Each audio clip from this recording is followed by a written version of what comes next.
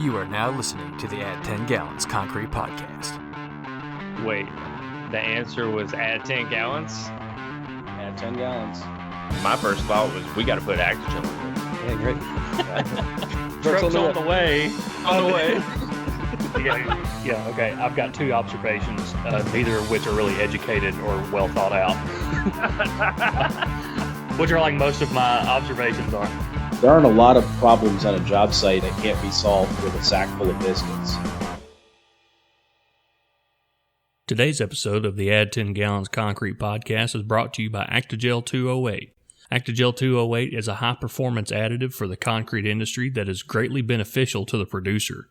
It enables them to increase the percentage of manufactured sand by up to 100% and completely replace all the natural sand in the mix.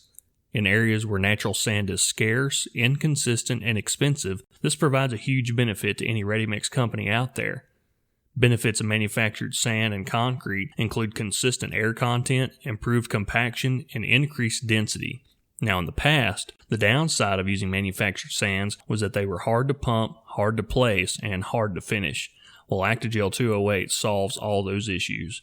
By improving suspension, stability, and the quality of the cement paste in the mix, Actigel overcomes the old issues with manufactured sand and leaves them behind. Let Actigel 208 improve the quality of your mix while saving money on every yard you produce. For more information, visit us at actigel.com. That's ACTI-GEL.com. All right, ladies and gentlemen, welcome into the second edition of the quarantine special here on the Add 10 Gallons Concrete Podcast, or should we say the Add 2 Weeks Quarantine Podcast. Shout out to Joey Bell. I can't take credit for that. That was Joey Bell this morning coined that phrase, but it was a good one. So we'll roll with that for the rest of the 12 days that we'll need to use it. Paul, what's up, man? You hanging in there? Yeah, dude. 12 days of Christmas was 12 days of quarantine coming at you. The Add 2 Weeks Quarantine Podcast. That's it. Well, I mean, over the last 48 hours, what have you learned about yourself? Well, I learned that I miss Twitter. You know, I'm off the Twitter. People that have been listening to this podcast for a while know that there's a time in my life where, you always want to see what everybody's angry about on the internet. And I continue to divorce myself from that. And so I'm sitting here and every once in a while, I'm like, man, I really like to see what everybody's mad about. But I just have to keep sending emails to prospects that aren't responding to them. Heard that. Well, I've been off the Twitterverse for quite some time now, but talking about phone apps, what I've realized is TikTok's a strange but wonderful place. I went down a TikTok rabbit hole last night, and I'm not so sure I've recovered. No, I actually I don't have that app on my phone. My daughter's not allowed to have it on her iPad. The vulnerabilities that are inherent in that app, I don't trust the makers of it. So sorry, you're not getting into my world. Yeah, you should. That's a good call on your part. It's a great call. So anti-Twitter, anti-TikTok. I'm just no cool. I'm just not cool at all. No fun. Yeah, just Instagram then. Yeah, Instagram. I got deep into some meme pages last night because I mean it doesn't take long to exhaust. It's not like I follow very many people, so Yeah. you exhaust it real quick. The concrete memes run out real fast. For sure. What I learned about myself as well is that I might have an issue as it pertains to caffeine. See, I always saw myself as an energy drink connoisseur, as it were, or at least somebody that's fairly experienced in that world, as I consume probably way more energy drinks than I should. But I never really realized I had that much of a problem. I knew I had a slight caffeine dependency, but yesterday around noon, 1 o'clock, let's even call it 2 o'clock, I had this tension headache that kept growing. And I knew it was because I needed caffeine. Really had nothing but water with breakfast, lunch, and dinner over the last day and a half. So I called down to the front desk and I said, "Hey, do you guys have any Red Bull? I mean, preferably sugar free, but I'll take the regular stuff. What do you guys have down there for energy drinks?" He goes, "Well, let me put you on hold real quick. I'll go look." Came back after like a minute and a half. So maybe he was just trying to act like he looked, or maybe he actually did search around for me around the premises. And he comes back and says, "All we have is regular Rockstar." And I think to myself, it's like, do I need an energy drink that bad? And then when I went to go answer, I said, yeah, I'll take 2 of them. So I called down there later that evening and I said the same thing. I was like, hey, you got any energy drinks? And the guy was like, yeah, we have Rockstar, only the regular kind. Your friend already called. I was like, yeah, man. I knew he did. And well, you had sent me a text saying, hey, these aren't as bad as I remember. And I was like, oh, okay. Well, I'll get one then. I got one. Bruh, you definitely have a problem. That was the nastiest thing I've ever drank in my life. Yeah, I got about halfway down the first one. I was like, well, maybe, I can learn to like this. It could be an acquired taste.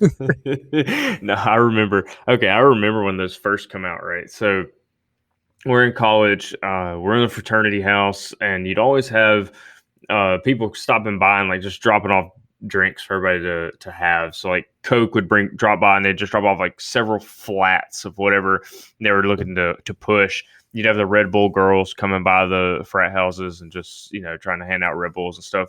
And I'll never forget that Coca-Cola came by and dropped off like multiple flats of Rockstar. So we had like 100 cans of Rockstar. They had a bunch of other drinks and stuff too. Bro, nobody touched those rock stars. Nobody. And in a fraternity. Dude, we're talking about the dregs of society. Drink anything. They'll mix anything with anything. People who are broke in ways you can't even imagine, eating popcorn and peanut butter to stay alive, and they would not touch that rock star. Yep.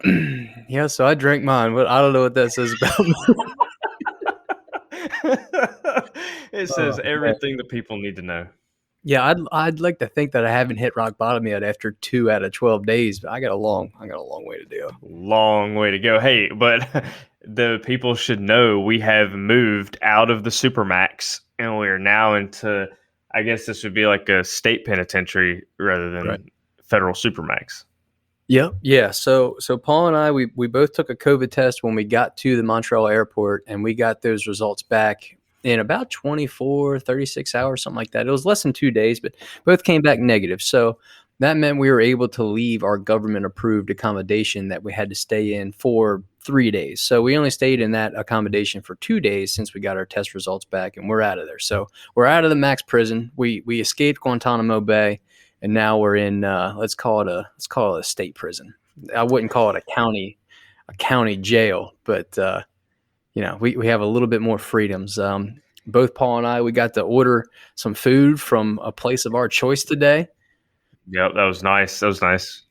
My first poutine in Canada. Oh, you got poutine too, bro? You know it. I don't miss my chances. Yeah, first meal outside of prison, I ordered poutine as well. Yeah, for sure. I tell you what else. What a time to be alive. There's pros and cons to everything, right? So quarantine sucks. Having your liberties taken away from you sucks. But what has come out of that is that you can basically get anything you want delivered to you, no matter where you are. So I got on Uber Eats, the app, and I was messing around with stuff to get for lunch. And come to find out, you can use Uber Eats to get groceries delivered to you. So this afternoon, I got 2 boxes of Red Bull being delivered to me from Walmart. Good for you, sir. Good for you. You know, they had those in the cabinet here at the hotel we're staying at, but they only had the little ones and they only had the ones full of sugar. Yep. So I got me the little ones too, but they're sugar free. And I got a box like the box of 4 or whatever. Mm-hmm. But I also got me some popcorn and some baby carrots and some cheese sticks.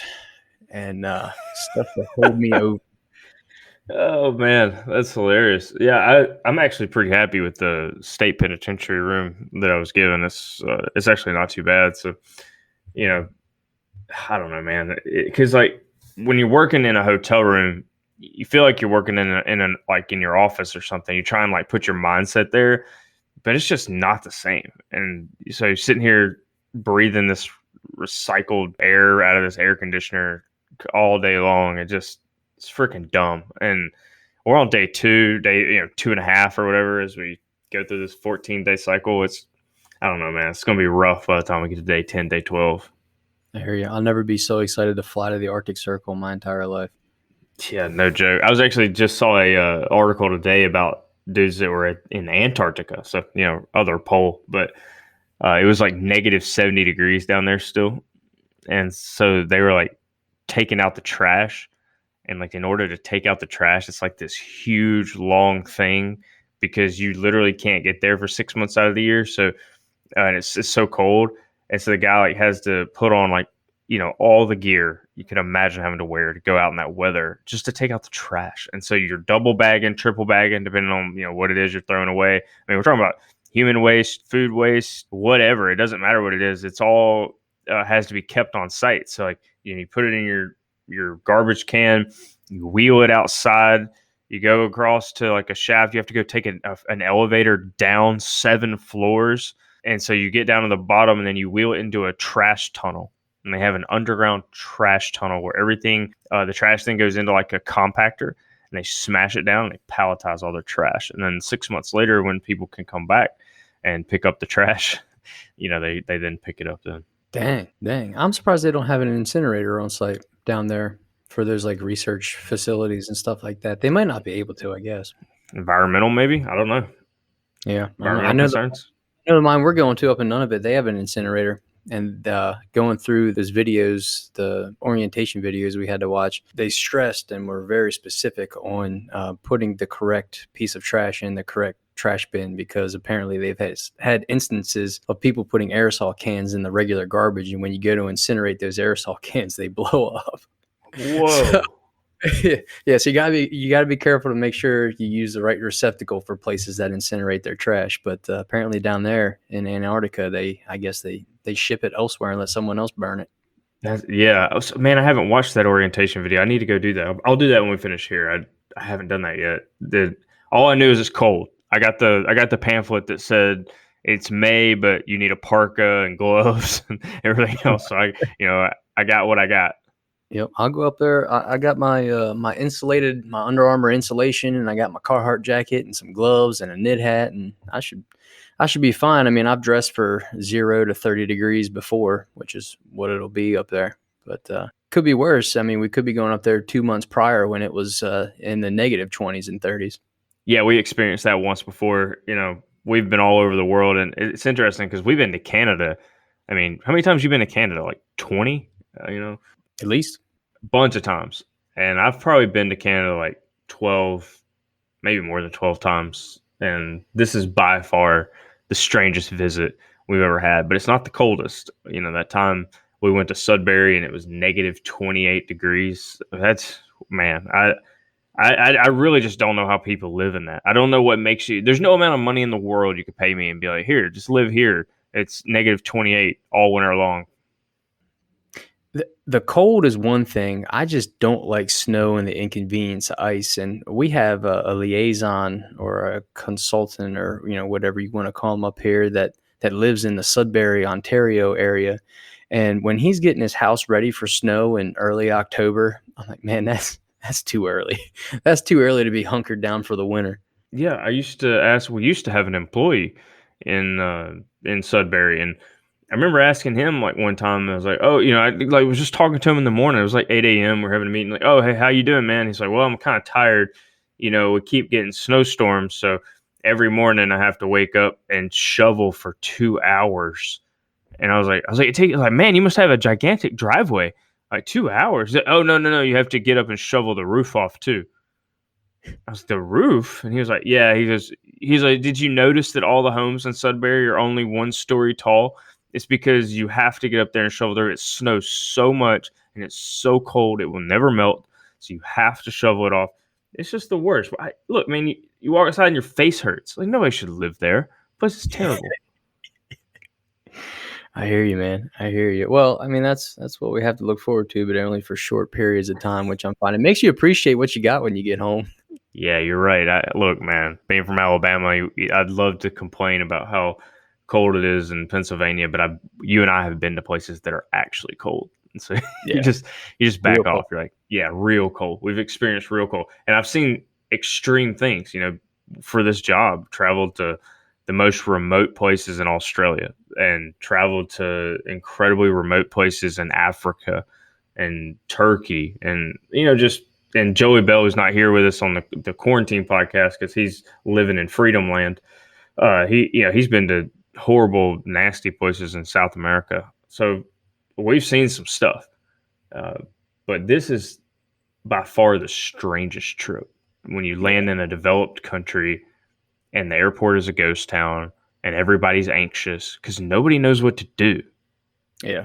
The rules keep changing on these people so fast, and the regulations change, and the programs change, and the restrictions change, and the penalties are severe. If you don't think the penalties are severe, just trust your boys here on the Add 2 Weeks Quarantine podcast, because we had to read the Quarantine Act of the Canadian Quarantine Act, and let me tell you, we are not messing with that joker. Those penalties are steep. So if you're wondering if your boys are going out at night and having a good time, the answer is no, because they are tracking you.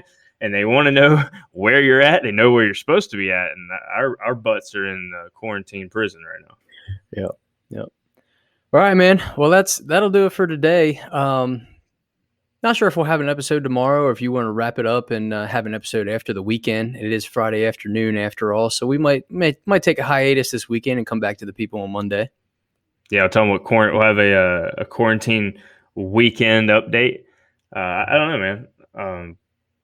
This is good stuff. It's nice to let people know what we're doing. I saw some meme this morning that was like, why did guys start podcasts instead of going to therapy? I felt seen. Exposed. Yeah. I was like, dang you and your accuracy of your jokes. Yeah. So I appreciate everybody listening to us get this out, because it is weird. It is creepy. We're in a foreign nation and everybody's anxious as heck. And, we're just trying to get through it so we can go do our jobs. That's it.